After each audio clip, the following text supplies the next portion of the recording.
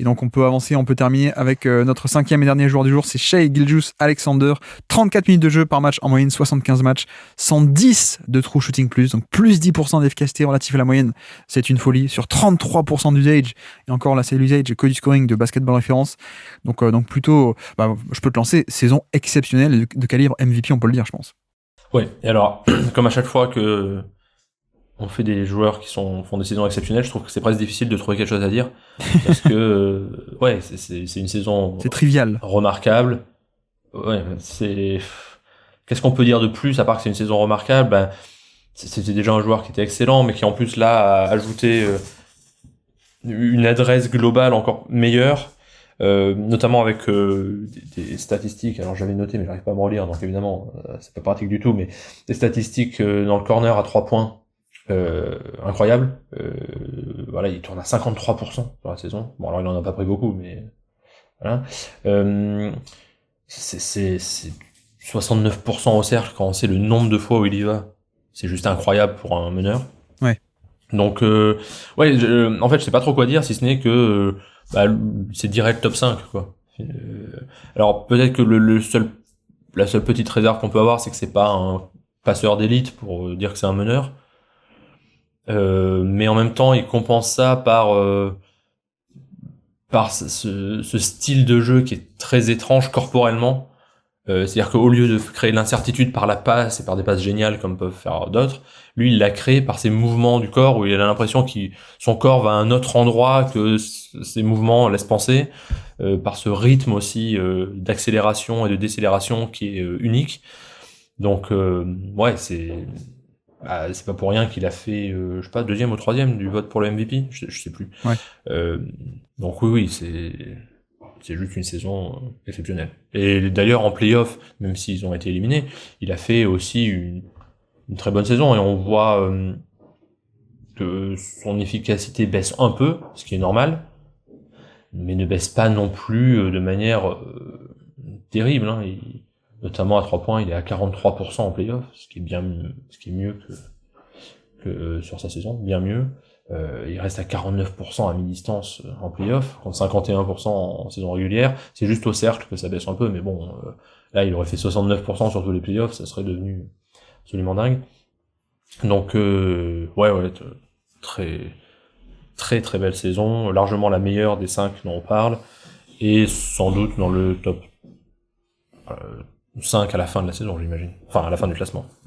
Mais c'est vrai que ce qui est fou, c'est que il était très très fort l'an dernier. Il était déjà à un niveau LNB facile, quoi. Et pourtant, on a eu quand même un step de plus qui est assez incroyable. Et comme tu dis, ça se matérialise notamment en termes d'efficacité, où il va aller taper, il était déjà à plus 8, mais il va taper plus 10% d'efficacité relative à la moyenne, ce qui est un score, des scores comme ça sur un tel volume de responsabilité. Si on prend depuis les 40 ou 45 dernières années, je sais plus, depuis 1980, je crois, mon tableur il remonte. On a une 50aine de saisons comme ça, de ce type. Donc voilà, pour dire à quel point c'est une zone de ultra élite, un tel surplus d'efficacité relatif à cet énorme volume de responsabilité. Donc ça, c'est déjà en soi presque historique, en fait, clairement. Et on s'attendait pas forcément à ce next step. Cette année, encore plus. Et comme tu dis, driver d'élite, peut-être pas le meilleur driver de NBA pour moi, parce qu'il y a quand même Luka Doncic, mais je le mettrais 2e. Alors, il est 1er en volume, il est 4e en efficacité, en termes d'efficacité sur les tirs en fin de drive. Cette capacité aussi, tu vois, tu parlais du playmaking. C'est vrai que c'est pas un passeur qui, en soi, peut te sortir des passes hyper créatives, mais par contre, sur l'impact de création collective, je trouve qu'il est pas mal et il compense avec le fait qu'il crée tellement de décalage, en fait. C'est son scoring qui est dangereux et qui crée des brèches partout dans la défense. Donc oui, il va pas inventer des passes un peu sorties de nulle part, mais en fait, il pèse sur la création collective parce que c'est lui qui va casser la défense et ensuite ça fait tourner extra passe et on arrive à trouver l'ouverture. Mais bon, pour caricaturer un peu, c'est pas aussi grossier que ça, mais c'est un peu l'idée. Donc driver d'élite et puis en plus le shotmaking de folie, quoi. Avec un mec qui, en plus de faire des drives et d'aller au panier à volonté et de scorer au panier à volonté, on a aussi un mec qui a un shotmaking qui s'est développé ces dernières années qui est complètement fou. On est à 47% sur les longs tirs à 2 points. Donc voilà, hein, comme on dit d'habitude, déjà quand on est autour des 40% sur les longs tirs de points, c'est bien. Là, 47%, c'est quand même assez dingue. On est à 53% dans la short mi-distance, donc tout ce qui est zone des flotteurs, hook shot en fin de drive. Là encore, c'est fabuleux. Donc ça que j'aime bien aussi, c'est qu'on a un mec qui en fait, il peut scorer partout, il score partout très bien. Et d'ailleurs encore pire, enfin encore mieux même, on peut dire, il est très très peu assisté. C'est un des joueurs de NBA qui a le plus grosse charge de création, qui a pas beaucoup de paniers assistés, de paniers créés par autrui. Et en plus, on avait évoqué la stat quand on a fait le bilan 2024 de OKC. Il est top 3 efficacité, Rafa, dans tous les domaines de création. C'est-à-dire qu'il est top 3 efficacité sur post-up, top 3 efficacité sur isolation et top 3 efficacité également sur pick and roll. Voilà, ça dépend quand même une saison de très très haut niveau. Et en fait, je pense que Shai était un peu le roi de la création offensive en NBA cette année, on peut le dire comme ça aussi, quoi. Ah oui, et puis le tout en étant un bon défenseur en plus. Ah bah c'était ma question, alors qu'est-ce que t'en penses de la défense? Alors je pense qu'il y en a qui ont tendance un peu à le survendre parce que je crois qu'il est en tête, je vais pas vérifier, mais des interceptions. Ouais. Alors ce qui est pas toujours un signe d'être un excellent défenseur, mais bon, on dira pas de nom. Ce qui peut être un signe aussi, voilà, exactement, mais on pense au même. Ce qui peut être un signe juste de prendre des risques aussi, pour couper les lignes de passe, et ce qui pour la défense collective n'est pas une bonne nouvelle. Mais il me semble quand même que SG c'est un vrai bon défenseur, peut-être pas un stopper d'élite, mais un défenseur intelligent et qui est grand déjà pour un meneur, donc ça aide malgré tout. Qui a des bras de folie aussi, hein. Voilà, de bras, c'est ouais. Ouais, c'est ça. Et c'est vrai qu'on le voit pas souvent en 1 contre 1 que ce soit très très spectaculaire, manger son adversaire adverse, mais son envergure, sa réactivité fait que c'est un bon défenseur et que c'est pas du tout un point faible. Moi, j'irais pas jusqu'à dire, comme certains, que c'est un défenseur all defense, qui mérite d'être dans les 10 meilleurs défenseurs de la saison. Mais c'est vraiment un vrai bon défenseur, quoi. Donc, et je trouve que c'est d'autant plus valorisable qu'on sait que c'est très difficile de l'être tout en étant offensivement si utilisé. Il y en a pas tant que ça qui arrive, et lui, pour le coup, il y arrive. Bah, disons qu'en effet, il y a peut-être parfois exagération par rapport à sa création de turnover. Je trouve qu'il est bon, il est peut-être pas élite, mais en effet, tu vois, tu parlais le fait de faire des gambles ou des paris risqués un peu en défense pour ses turnovers. Je trouve que c'est pas tant que ça le cas avec lui. C'est juste qu'il participe au schéma très dynamique, très agressif d'OKC, et comme il a ses bras extrêmement longs, d'ailleurs, c'est pour ça que c'est un des meilleurs drivers de NBA, parce qu'il a ce bonus d'envergure de bras. Je crois qu'il a une envergure de plus de 7 pieds de long, de mémoire, quand je l'avais scouté à l'époque, on avait noté ça. Mais c'est la folie, ses bras, et donc il y a cet aspect en défense. Après, je pense quand même qu'il peut se faire un peu cibler on et off ball en termes de défense. C'est pas mal, hein, c'est pas du tout catastrophique, mais il peut se faire un peu cibler ou avoir par des très bons attaquants, ou alors il peut un peu se faire cibler des sautes d'attention parfois off ball ou des rotations pas faites ou ce genre de choses. Mais bon, on n'est pas non plus cata du tout, donc on a cet aspect défensif. Et donc pour le classement, tu disais il va être top 5 à la fin. Donc actuellement, où est-ce qu'on l'insérerait alors? Moi, je le mets premier. Ah ouais, carrément. Bah ouais, je crois. Ah ouais, non, moi ça me fait un peu haut, là. Ah ouais. Carrément donc devant Doncic et Antetokounmpo. Bah sur la saison, je crois. Ça veut pas dire que c'est lui que je choisirais dans une draft dans l'absolu, mais sur la saison, ouais, je pense.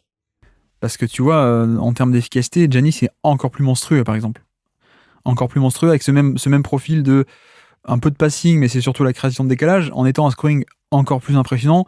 Passing, c'est un peu pareil, et puis encore plus d'impact en défense. Donc, tu vois, par rapport à ça, moi, Giannis, je l'avais quand même toujours un peu au-dessus, parce qu'il y a plus de valeur. En fait, pour moi, Giannis, c'est SGA, mais plus grand. Donc, on a encore plus de valeur en défense et encore plus de valeur en scoring sur cet aspect de drive et de implacable, quoi, pour le coup. Oui, je vois ce que tu veux dire, mais il me semble que SGA a la différence pour SGA. Mais encore une fois, hein, c'est pas dans la valeur dans l'absolu, mais c'est qu'il est capable un peu plus de jouer off-ball, il me semble. Je sais pas, hein, parce que Giannis, c'est quand même un plutôt bon finisseur intérieur à côté de Lillard, etc., quoi. Donc, il y a du jeu off-ball aussi, quoi. Tu vois, oui, c'est du jeu off-ball différent, t'as raison. Non, mais c'est la valeur du shoot extérieur de SGA. Oui, non, mais peut-être que c'est un peu haut de le mettre premier, je sais. Tu vois, pour moi, il y a un écart significatif entre l'attaquant Giannis et l'attaquant... entre le défenseur Giannis et le défenseur SGA. Ça, je suis d'accord, incontestablement.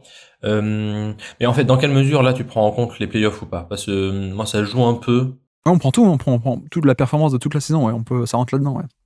Ouais. En fait, tu vois, je suis en train de me dire, en y réfléchissant, que presque je mettrais Luka en premier. C'est ce dont on avait parlé la dernière fois, ouais, effectivement. Mais en y réfléchissant dans un deuxième temps, Toi, t'aimerais un truc du genre Luka Doncic premier, SGA deuxième, Giannis troisième, quoi, grosso modo. peut-être. Ouais. Peut-être, mais j'entends tout à fait tes arguments, et c'est vrai en un sens c'est vrai aussi ce que tu dis. moi, j'étais plutôt zone Kawhi et Durant, Ok. mais un peu au-dessus, ou en tout Dans le cas un peu à la troisième. bataille avec tout ça. Mais je veux bien couper la poire en deux, parce que si tu le projetais premier, on peut couper en deux. Et donc le mettre entre Giannis et... Mais toi, ça te dérange d'avoir Doncic en dessous de SGA, alors c'est ça? Un peu, je crois. Bon, alors on le met derrière Doncic, alors. En fait, j'avoue, j'ai pas encore écouté le numéro avec Doncic, mais qu'est-ce qui justifiait de le mettre derrière Giannis? C'était un écart d'efficacité qui était assez énorme, un écart défensif aussi qui était assez énorme. Après, il y a duel, hein. On est d'accord qu'il y a duel. Mais voilà, Giannis, c'est aussi un moteur d'attaque moins traditionnel que Doncic, qui est pick and roll et qui a la balle, mais tout de même, quoi. Il y a ça plus la défense, quoi. C'est aussi un défenseur all defense, avec en plus le secteur intérieur qui est le secteur le plus impactant. Mais il y avait un peu de duel. Mais du coup, alors, si je t'écoute, t'as pas envie de l'avoir au-dessus de Doncic, notamment SGA, donc on peut le mettre troisième, en fait. Oui, en fait, je m'aperçois que je sais pas, et que ça dépend de la manière dont on aborde la chose. Oui, non, mais peut-être que troisième, alors ça se défend. Peut-être que je me laisse un peu trop influencé par les résultats collectifs aussi, c'est possible. C'est vrai aussi. Je trouve que OKC a fait une meilleure saison, à la fois en saison régulière et en playoff, notamment que Milwaukee, pas que Dallas, mais... en tout cas, enfin, pour moi, il y a pas vraiment de doute qu'il fait partie de ce tiers-là. Ouais. Voilà.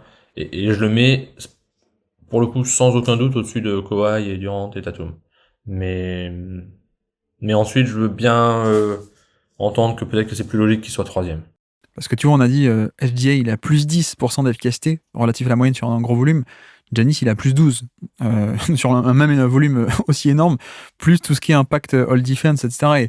Et Doncic, tu l'as la stat là sous les yeux? Doncic, il a plus 6, ce qui est son meilleur score en carrière, mais il a un régime de tir plus compliqué aussi, hein, Doncic, donc forcément un peu moins efficace, mais quand on rajoute le playmaking, ça me va malgré cette différence d'efficacité de mettre Doncic devant, quoi. On ne prêche pas que par l'efficacité, hein, malgré ce qu'on peut penser. mais ok, mettons-le là, mais effectivement, alors ce qu'on n'a pas explicité, mais effectivement, il est au-dessus de tout ce qui est Kawhi, Durant, Tatum. Alors ce groupe-là, il reste un peu au-dessus tout de même SGA, quoi. Oui, il me semble. Oui, d'accord. Bon, bah c'est bien, ça va en fait, je veux pas trop bouger le classement pour l'instant par rapport à Doncic, Giannis, parce qu'on vient de le classer l'épisode d'avant. Je vais encore continuer à récolter des avis. Mais ça va être un beau bordel, alors, le top 5, j'ai l'impression, au final, quoi. Oui, je pense qu'il y aura pas trop de doutes sur le numéro 1, mais c'est ensuite que ça va être plus compliqué. Je sais pas. Moi, Giannis Jokic cette année, c'est pas mal. Bon, bref, on n'est pas encore à ça. Ok. Bon, mettons-le là. Sachant qu'on est d'accord que, au fur et à mesure à quel moment on tranche, si on tranche dans 10 minutes, on aura SGA devant, ensuite Doncic, ensuite Giannis. Mais bref, on est dans ce chapeau-là. Ça marche. Donc, petit trivia pour terminer. Nous sommes le 30 octobre 2023. J'ai pas voulu prendre des buzzer beaters parce que c'est un peu trop connu. Il y a que des mecs connus sur le terrain. Tu vois, le buzzer beater contre les Knicks, buzzer beater contre Denver. Je me suis dit non, c'est un peu trop connu. Du coup, j'ai pris un poster dunk contre Détroit. Encore? Est-ce que tu es capable de citer des joueurs sur le terrain au moment de ce poster dunk? Le 30 octobre, un poster dunk de SGA contre les Pistons. Jalen Williams. Oui, tout à fait. Josh Giddey. Giddey n'est pas sur le terrain à ce moment-là, non. Ok. Chet Holmgren. Pas sur le terrain, non. Ah, alors c'est peut-être le banc qui joue. Alors, je te précise, c'est le quiz dur du jour. Je sais que t'es très fort, donc je t'ai fait un quiz dur pour terminer. Christian Wallace. Oui, tout à fait. Ousmane Dieng. Pas Dieng, non. Kenrich Williams. Non, on a un des frères Dalton. Le plus petit des frères Dalton. Le petit des frères Dalton. Ou alors le taxi. Comment il s'appelle, le taxi, d'après Vanessa Paradis? Ah, Joe. Bah, c'est Isaiah Joe. Exactement, Isaiah Joe, tout à fait. Donc SGA, Isaiah Joe, Jalen Williams, Kayson Wallace, tu l'as cité. Et le dernier? Bah, il y a peut-être un intérieur, non? Non, plutôt un shooter d'élite. En tout cas, fut un temps, shooter d'élite. Des Spurs. Et à l'époque, énorme contrat. Ensuite, à Washington, en quittant les Spurs, et ensuite, c'est la cata depuis.